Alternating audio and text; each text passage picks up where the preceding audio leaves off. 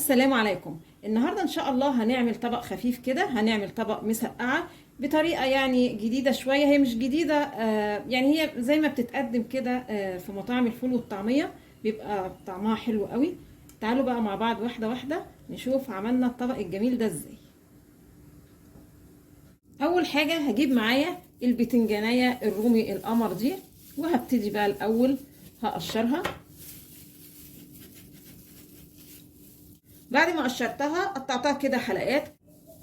بعد كده هنمسك بقى كل حلقة ونقطعها كده اكننا بنقطع بطاطس بالظبط. هنعمل صوابع بتنجان، بصوا يبقى شكلها كده.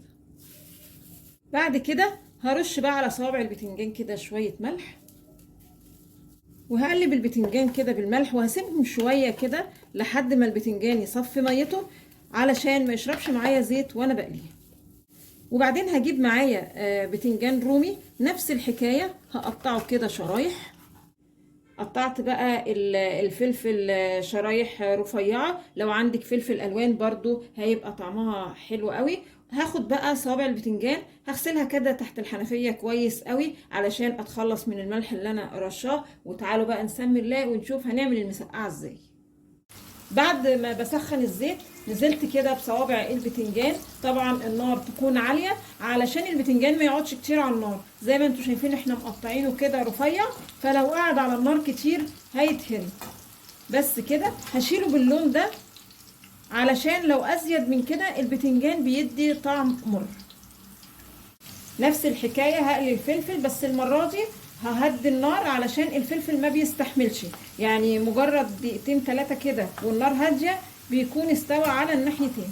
وهخرجه برضو باللون ده علشان زي ما قلنا في البتنجان ما يديش طعم مرارة للمسقعة.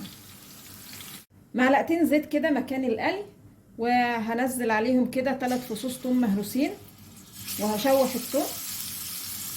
بعد ما الثوم اصفر كده وظهرت ريحته هضيف عصير طماطم، ولازم اصفي بقى عصير الطماطم بالمصفى علشان ما يكونش فيها اي قشر ويبقى طعمه بايخ كده مع المسقعه. وهحط كده معلقه صلصه جاهزه. ههدي النار وهستنى لحد ما عصير الطماطم يتسبك. عصير الطماطم خلاص كده خد تسبيكه. هضيف بقى البهارات معايا، الملح اساسي وكمون وفلفل وبابريكا. لو عايزه تحطي بقى شويه شطه برضو بتدي للمسقعه طعم حلو قوي. وبعدين هحط حاجه زي معلقه صغيره كده خل ابيض، واقلب واطفي على طول. حسيت ان التسبيكه هتبقى كتيره كده على البتنجان والفلفل، فنقصتها شويه علشان برضو المسقعه يعني لما بتبقى فيها التسبيكه كتير ما بتبقاش طعمها حلو. وطبعا كل واحده وراحتها يعني في الاكل. هنزل بقى الفلفل والبتنجان على الصلصه واقلبهم.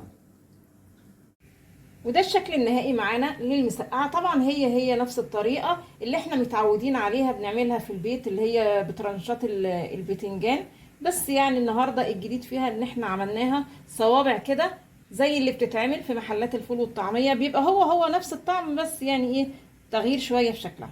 يا رب النهارده الطبق الجميل ده يكون عجبكم، ولو عجبكم الفيديو فضلا الاشتراك في القناه.